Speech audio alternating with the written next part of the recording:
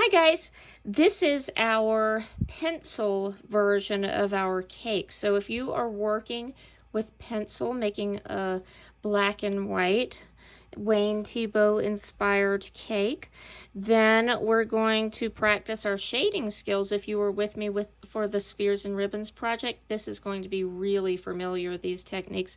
You can actually probably look at this sample here and be absolutely sure just how to go about shading your cake in. So as you see, mine is really simple right here, just to kind of give some reminders on that. If you weren't with us for Spheres and Ribbons, that was our value lesson, and we just practiced some shading skills. We learned that value in art for our purposes refers to how light or dark a color or an object is. And so I know that Wayne Thiebaud used all those colors and his work was not really black and white, but hey, we are the artists here and you get to decide how your work's going to look. And so what we're going to do, we're going to just make this our darker areas on the outside, and I'm just going to pretend like my highlight's sort of in the center here. You might also remember, if you were with me for the other shading project, that we use some tissue to help us blend. So I just have one. You can see I've already actually used that, so I kind of keep those around so I don't waste.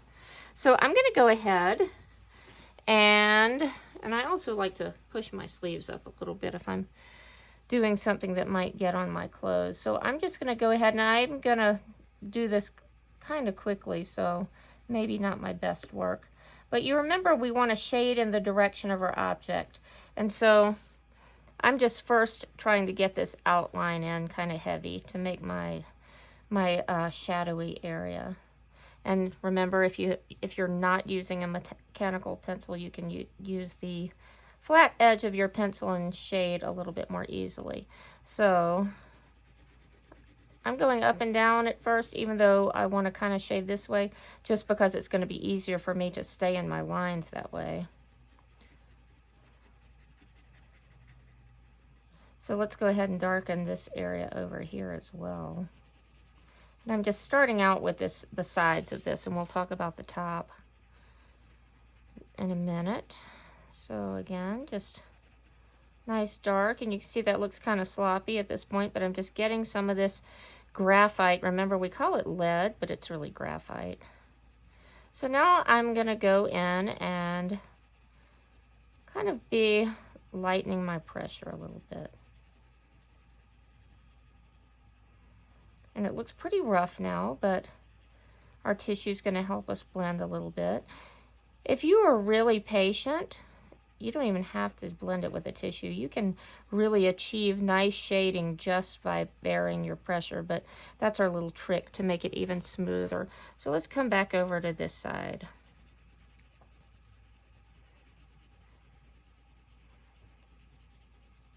So going down a little bit more, lightening that pressure, really soft pressure.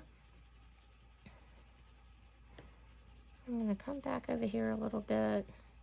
And this is really harsh, this transition from dark to light here. So I'm going to try to blend that a little bit more before I even grab my tissue.